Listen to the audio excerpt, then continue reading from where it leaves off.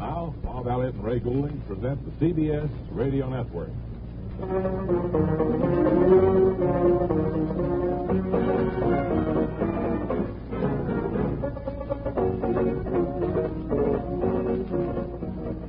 Hi again, everybody.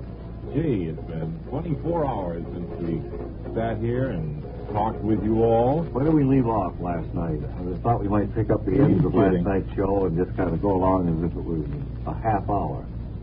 I have no idea. Really? Well, we said right after you get work and hang by your thumbs. That's right, sure. And Mary McGoon had the big free fall, you remember? From up in Vermont? Yeah. Well, anyway, just before we went on the air, we had an interesting exchange of words between our engineer, Joe Alonzo, and Ciro Torcia, who works the turntables and tape machines. I wish we knew what they had said. We can't understand them. They talk in a foreign tongue, and it's a dialect that neither Bob nor I are familiar with. But if anything more comes of it, we'll be sure to tell you. Mr. Cabibbo stepped in just at the precise moment to save everything. What is the dialect he saves things with? I don't know that one either. I thought you knew that one. No, I don't know Cabibbo's dialect either. But we are working on slight difficulties, but we'll try to make out. All right, then, now then, Ciro, if you and Mr. Alonzo would try to get together, let's have this theme, please. Well done, Jim.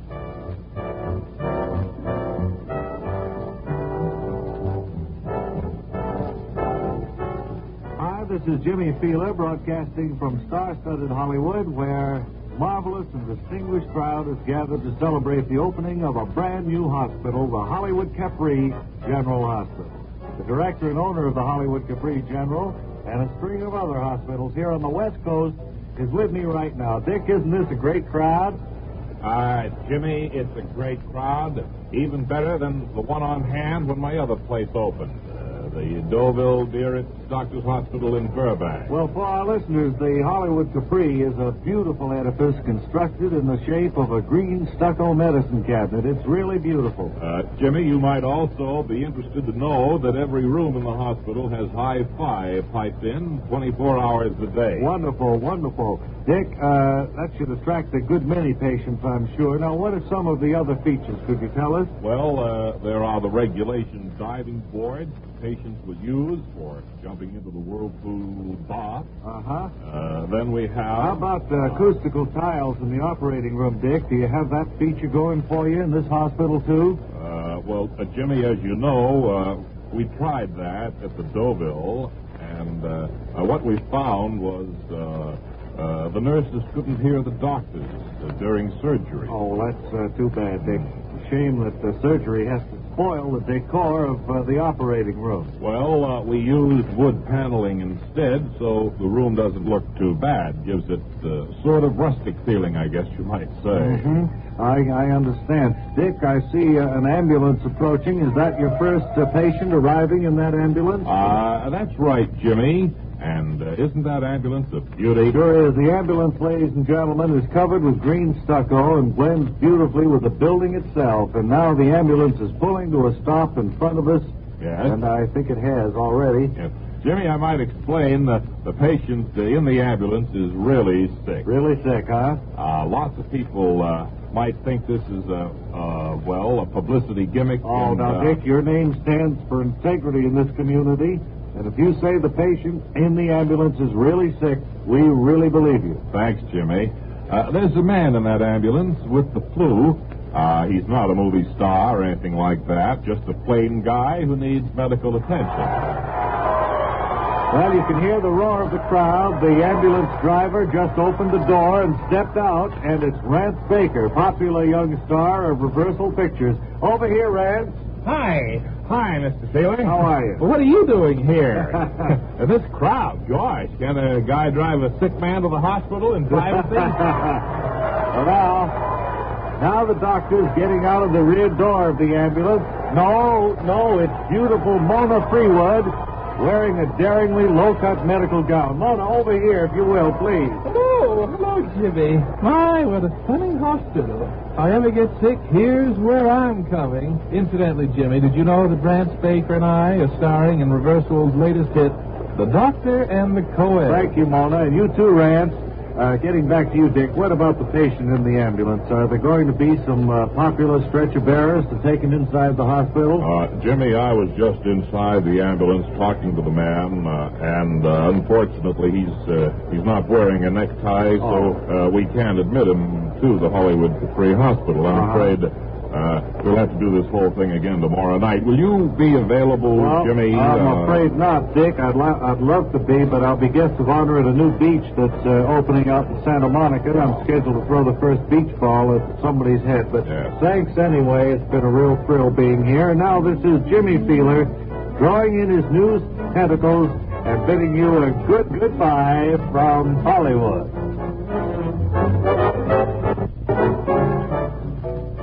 California, here I come, right back where... Now, let's see, we have something here to do for the CBS Radio Network. Oh, another thumbnail preview time. Well, that's good. Time for a peek at this coming Sunday's adventure of Have Gun, Will Travel on CBS Radio. What is Paladin's problem this time? Do you have any word on that? Well, it seems he's going to be heading for a little mining town high in the Sierra. Isn't that a plot synopsis from the program department you have there?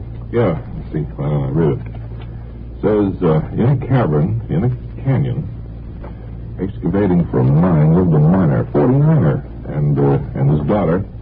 Clementine, right? Yeah. I wonder what the story's going to be about. Well, you could search me from now to doomsday, and you still wouldn't have your answer. Well, don't forget, Have Gun, Will Travel, top Western action drama, Sunday night on CBS Radio. I wonder if Paladin has a first name. Well, that is his first name. Well, and what's his last name? Well, he doesn't have one. Affection Boone, Jerry. Oh, that's right. I forgot about that. I understand Wally Ballou is standing by at the site of the first indoor golf tournament out in Palm Springs. Our California line was especially cheap tonight, so we figured on two features from there.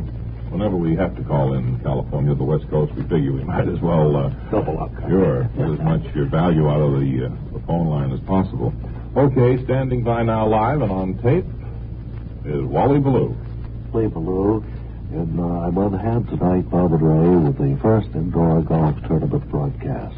Ever since the advent of putting greens for the home, this has become an increasingly popular sport. Wait a minute. Wally, why are you whispering? Well, you always whisper golf tournaments. At least they do on TV. You say so, Wally. Go ahead. Well, standing next to me is a well-known figure in the golf world, Kerry Middlecup. Thank you, Wally. This is Kerry Middlecup speaking. I think we have what will prove to be a rather exciting indoor golf match for you this afternoon, in which Dutch Finsterdow and Mason Logan will pair off. Well, this first green where we are standing right now is a par 2, isn't it, Kerry? This green is a par 2 dogleg to the left. It's surrounded by 2 traps, the child's sandbox there on the right, and a tumbler of martinis on the left. Dutch is using a number 2 putter for his approach. Well, he's stepping up to the ball and taking his time.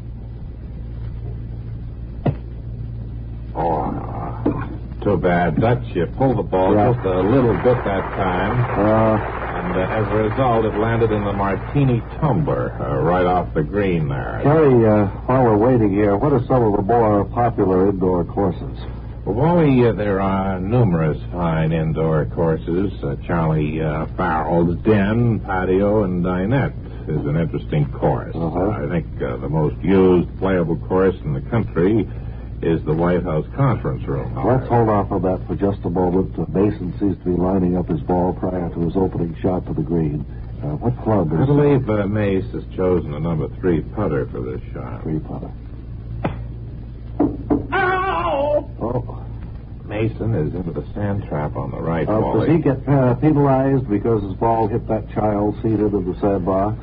No, you see, actually, under tournament rules, the child should have been removed by the caddy prior to the shot. Now, the ball will, however, sit at the point where it landed after ricocheting off the child's chin. What do you consider your favorite course, Kerry? Oh, that's a tough one, Wally. I think rather favor the servants' quarters at the Charlton Heston estate myself. There are quite a few hazards to shoot around, which make it difficult. but more exciting to him. Well, I see Dutch is coming up with his ball now. It's a rather tough lie, wouldn't you say, Kerry? Yes, Dutch has a particularly tough lie here, Wally. He's got to get the ball out of the martini tumbler, over the high boy to the left, and onto the green. He'll use a wedge, I think. Well, would you say that Dutch is not quite up to his usual game today? Well, I don't know, Wally. Someday the brakes are against you now. The crowd feels it, obviously. You can tell by their applause that they're with the boy. Yeah, or the lack of it. He seems to be out on the patio with his ball there now. Dutch has had a bad turn of luck here, Wally. His shot out of the tumbler over the high boy was in direct line with the cup. However, he overshot just a bit and went through the picture window out onto the patio. Well, we'll be lucky to get a bogey 3 on this hole, would you say? Wally, I would say that without qualification, but you see, he's a pro, and you don't know when he'll come up with that one shot that will beat you, you know. Well, this is Wally Ballou. Our time has run out as Mason Logan lines up his ball in the child's sandbox, and I only hope our play-by-play has managed to capture the excitement and enthusiasm which has prevailed here at this first broadcast of an indoor golf tournament. Now, back to Bob and Ray in New York. Is he serious? Sure it isn't, Wally, if you're still listening on your earphones. I wonder if that'll ever replace outdoor golf completely. Not at my house, it won't. You can bet on that, Charlie. Bob. Bob. Now, we have a good word from one of our participating... Bye, Joan. I'm heading for the ballpark. I'm late now. Gil Hodges, look at the list of errands you've left for me to do again. And I'm so busy with spring cleaning. I know, but it's spring cleaning time for the car, too. So please be sure to get the motor oil changed in the car and get a fresh Fram filter, too, honey. A fresh Fram filter, Gil? What for? To keep the oil clean. Dirt and sludge can ruin an engine. Nothing fills motor oil with sludge faster than the short runs you make, shopping and taxiing the children to school. Just take the car in and ask for a Fram. A Fram? How will they know what I mean? They'll know. Most service stations sell Fram filters than any other brand. Nothing keeps oil clean like a Fram filter. The Dodgers' popular first baseman, Gil Hodges, sure knows his filters.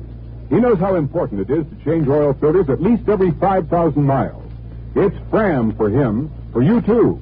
Fram filters. Nice going. Gil, that's terrific. I should hate to compare, the reading of the lines of...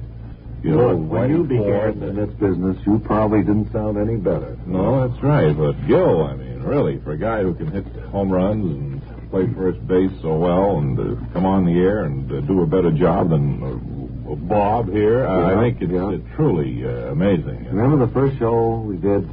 We came on and said, "Hello, everybody. Here is the Bob and Ray show." Hello, Ray. Hello, everybody. I am just a plain citizen. And we are here to entertain you. Yeah, that's right. But we hope now, you look, like it. We're seasoned pros. We could sit here or stand if we should desire and go on and on, well, as long as, until CBS cut us off. Well, I think one thing we're particularly proud of is the fact that we can take most any given subject and kind of run with it. Yeah. Wouldn't you say that? I would think that probably is a very good description of our talent, of what we are strong in, our strong suit. But again, I'd like to remind you, Bob, that I see the big picture all the time. Yeah, you're great on the details. I know it. I see. We'll be back to wish you all a pleasant weekend in just 10 seconds.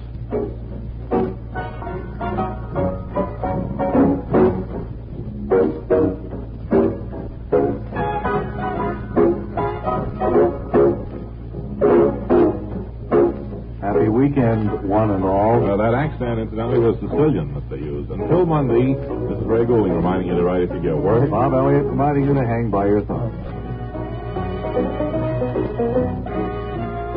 This is the CBS Radio Network. KCBS AM/FM San Francisco. AM/FM San Francisco.